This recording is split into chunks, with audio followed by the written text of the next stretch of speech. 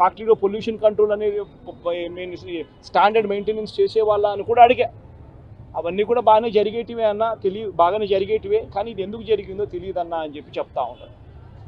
నేను ఫ్యాక్టరీలకు సంబంధించి వాళ్ళని ఏదో యాజమాన్యానికి సంబంధించి ఎవరన్నా కానీ ఆ యాజమాన్యం వాళ్ళు ఏదో తప్పులు పట్టాలని ఇంకోటి పట్టాలని నేనేం చెప్పడంలా. బట్ లోతైన ఎంక్వైరీ అయితే జరగాలి. ఎందుకు తప్పు జరిగిందో తెలుసుకోవాలి. తెలుసుకొని ఇటువంటి మళ్ళీ పునరావృతం కాకుండా అటువంటివన్నీ కూడా చెక్స్ పెట్టి దాన్ని బ్లాక్ చేయాలి. ప్లస్ ప్రోటోకాల్ ఏదైతే ఎగ్జిస్టెన్స్లో ఉందో దాన్ని ఇంప్లిమెంట్ చేసే కార్యక్రమం జరగాలి. అప్పుడు మిగిలిన ఫ్యాక్టరీలలో కూడా ఆటోమేటిక్లీ ఎప్పుడైతే చెక్స్ అనేటివి ఎప్పుడైతే రెగ్యులర్గా పీరియాడికల్గా జరగడం మొదలు పెడతాయో అప్పుడు న్యాచురల్గా సేఫ్టీ పారామీటర్స్ పెంచడం జరుగుతుంది. సేఫ్టీ పారామీటర్స్ ఎప్పుడైతే పెరుగుతాయో అప్పుడు ఇటువంటి ఘటనలు జరగకుండా పోతాయి. ఇవన్నీ ఖచ్చితంగా చేయాలి. ఇవన్నీ ఖచ్చితంగా చేయకపోతే మాత్రం మేము కూడా ఖచ్చితంగా మరో 2 వారాలు మరో 3 వారాలు టైం ఇస్తాం. మరో 3 వారాల తర్వాత కూడా ప్రతి ఒక్కరికి కూడా హాస్పిటల్లో ఉన్న వీళ్ళందరికీ కూడా చనిపోయిన వాళ్ళందరికీ కూడా కాంపన్సేషన్ విషయంలో చంద్రబాబు నాయుడు దగ్గర నుంచి స్పందన రాకపోతే మాత్రం ఖచ్చితంగా వైఎస్ఆర్ కాంగ్రెస్ పార్టీ బాధితుల తరఫున ధర్నాకైనా కూర్చుంటుంది. అవసరమైతే జగన్మోహన్ రెడ్డి స్వయంగా వచ్చి కూడా ధర్నాలో పార్టిసిపేట్ చేస్తారని కూడా ఈ సందర్భంగా ఖచ్చితంగా ఈ ప్రభుత్వాన్ని హెచ్చరిస్తూ తెలియజేస్తాం.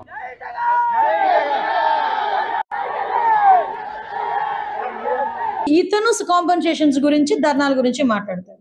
తర్వాత ఏమైంది, ఎల్జీ పాలిమర్స్కి సంబంధించి వాళ్ళ ఇన్సూరెన్స్ అమౌంట్ 150 కోట్లు. ఆ 150 కోట్లు ఎక్కడికి వెళ్ళినాయో, ఎవరి జేబుల్లోకి వెళ్ళినాయో ఎవరికి మనకే తెలియాలి. ఇంకొకటి, ఇమీడియట్గా సూపర్ స్పెషాలిటీ హాస్పిటల్ అక్కడ కట్టేస్తానని చెప్పి ఒక పాడుపడిపోయిన ఒక స్కూల్ బిల్డింగ్ తీసుకొని, నాకు ప్రింట్ ఇక్కడ రాలేదు లేకపోతే మీకు ప్రింట్ కూడా ఇచ్చేదాన్ని, స్కూల్ బిల్డింగ్ కూడా తీసుకొని దానికి 50 కోట్ల రూపాయలు తీసుకొని 2 నెలల తర్వాత ఆ బోర్డు తిరగేసేసి ఇప్పటికీ కూడా అక్కడ హాస్పిటల్ లేదు, ఏమీ లేదు, ఇంతకు ముందు ఆ స్కూల్లా అని చూపించిన అది అలానే ఉంది. ఇదిగో అది ఏదో కాదు, నేను విత్ ప్రూఫ్ చూపిస్తాను. ఇది school building, old school building తీసుకొచ్చి హాస్పిటల్ కింద కన్వర్ట్ చేస్తున్నామని 2 బోర్డులు పెట్టి సూపర్ స్పెషాలిటీ హాస్పిటల్ అని 50 కోట్ల రూపాయలు, లిటరల్లీ 50 కోట్ల రూపాయలు తీసుకొని ఈ రోజుకి కూడా అక్కడ హాస్పిటల్ లేదు.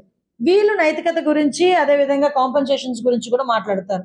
నేను అనుకున్నాను నేను ఇప్పటికైనా మనోడు ఈ అమ్మఒడి, రైతు భరోసా వీటి గురించి మాట్లాడడం మానేస్తాడేమో అనుకున్నాను. కానీ ఎక్కడ యాజ్ స్క్రిప్ట్ అనమాట. నేను వాళ్ళ స్క్రిప్ట్ రాసే వాళ్ళు కూడా అడుగుతా, కొంచెం స్క్రిప్ట్ మార్చండి ఆయనకి, ఎక్కడికి వచ్చినప్పుడు ఏం మాట్లాడాలో చెప్పండి. కొంచెం చనిపోయిన వాళ్ళ దగ్గరికి వచ్చి నవ్వుతూ మాట్లాడతాడు, వాళ్ళతో సరదాలు చేస్తాడు, అక్కడ కూర్చొని అక్కడ ఒంట్లో బాగోక వాళ్ళు బాధపడుతూ ఉంటే అక్కడ కూర్చొని సరదాలు చేస్తూ ఉంటాడు, నవ్వుతూ ఉంటాడు. పోనీ పక్కన పెట్టండి. అది అయిపోయిన తర్వాత బయటకు వచ్చి నేను ఉండుంటే ఇది వచ్చేది, నేను ఉండుంటే అది వచ్చేది.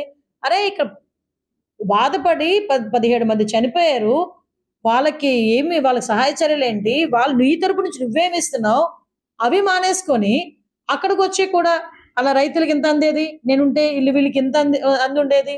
అన్నిటికన్నా కొసమరిపు ఏంటంటే ధర్నా. మీకు ఇవ్వకపోతే ధర్నా చేస్తాను. ధర్నా చేయాలంటే ముందెళ్ళి ఢిల్లీలో కూర్చొని ధర్నా చేయి. మీ బాబాయిని చంపిన ఇప్పుడు వచ్చి పట్టుకోలేకపోయారు మీ వాళ్ళు, 5 సంవత్సరాలు నువ్వేం చేయలేకపోయావు, వాటి గురించి ధర్నా చేయి.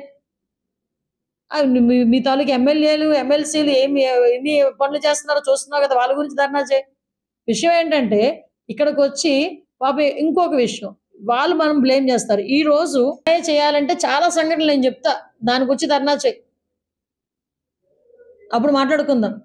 అంతే తప్పించి ఏదో అంటారు కదా, అయిపోయిన పెళ్లికి వచ్చి బాజాలు చేస్తుంటారు.